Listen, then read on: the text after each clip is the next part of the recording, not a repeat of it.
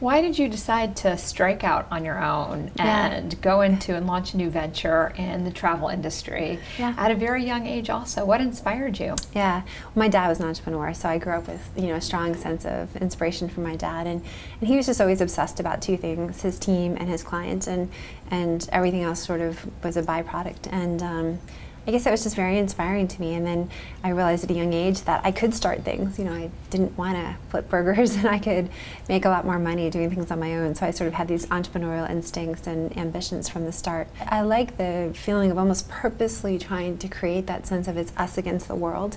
I think it's a really unifying thing, and I think it gives you the room to take risks, to be creative, to innovate. When you think you're on your top, when you think you're on your game, when you think you're the best, like you get complacent. You've described the experience of becoming pregnant as a CEO and being a little conflicted about your role at Travelocity, the demands on your time, and being a mother.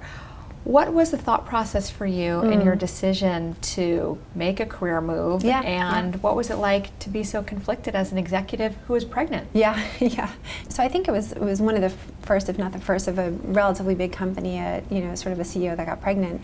And so there was a reasonable amount of talk about it. And while I was managing that, I was also sort of having all those personal thoughts, and with your husband, about what am I going to do? My style is very much being very close to the team. So I'd been traveling every week for 10 years and all over. And I didn't know how to be the CEO I wanted to be and the mom I wanted to be. And so that's what drove the conflict. And so we worked a lot on the means. Well, we could install video conferencing, and we could do all these things so you're not on the road every week. But honestly, the day she was born, I knew I couldn't do it, and that I needed to figure out a different model. And so I let the board know, and we did a very long succession process. It was probably 6 months. But I needed, as hard as it was, because Travelocity had been my baby and I was just so passionate about it and the team, I just knew that I needed to change the model, and I needed to do that somewhere new. That it would be really hard for me to pull back because of the way I was with the team and sort of their expectations of me as a leader and my expectations of myself as a leader, and still be the mom I wanted to be. So the fabulous thing about moving to City was, and that opportunity was, which happened the next day, was, I set up the structure the way I wanted it to. So I had a global team all around the world. I spent a few days before I accepted really thinking through what structure I wanted. I wanted much more empowered regional heads. I wanted them to carry some global remit and priority, so we would all be working together. I wanted to work from early in the morning, and I wanted to leave at 5 o'clock at night.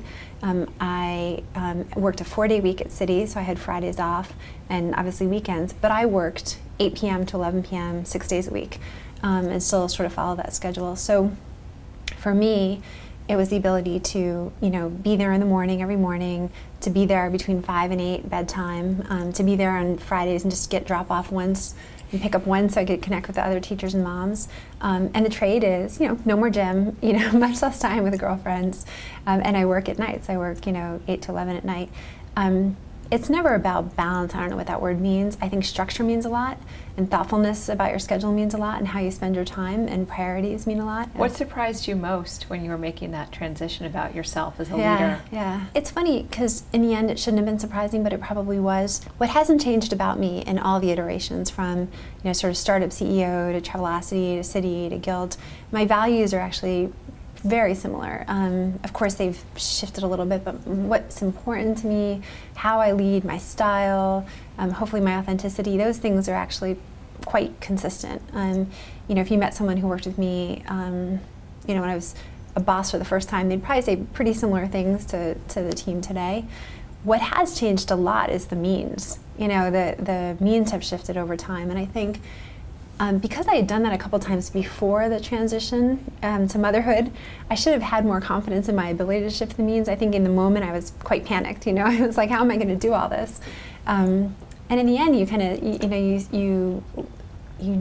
it emanates from knowing what's important. You know, it emanates from knowing what your priorities are, and then you can kind of sort of sort the rest of it out. How would you describe the approach that you took in terms of navigating your career and your personal life in ways that were maybe unconventional but allowed you to continue on the path that you aspired to? Yeah, well, I think more and more you see fabulous female entrepreneurs stepping up, which I think is incredibly exciting. More and more you see women saying, I can shape this, I can create the boundaries, I can decide what my career path is going to look like, I can figure out how to shape this in a way that works for me and works for my family, the confidence, the inspiration to chart your own course. I think it's a very exciting time for women in business, and particularly for women who are, you know, changing the rules and shifting the dynamics and being the entrepreneur they dreamed of being.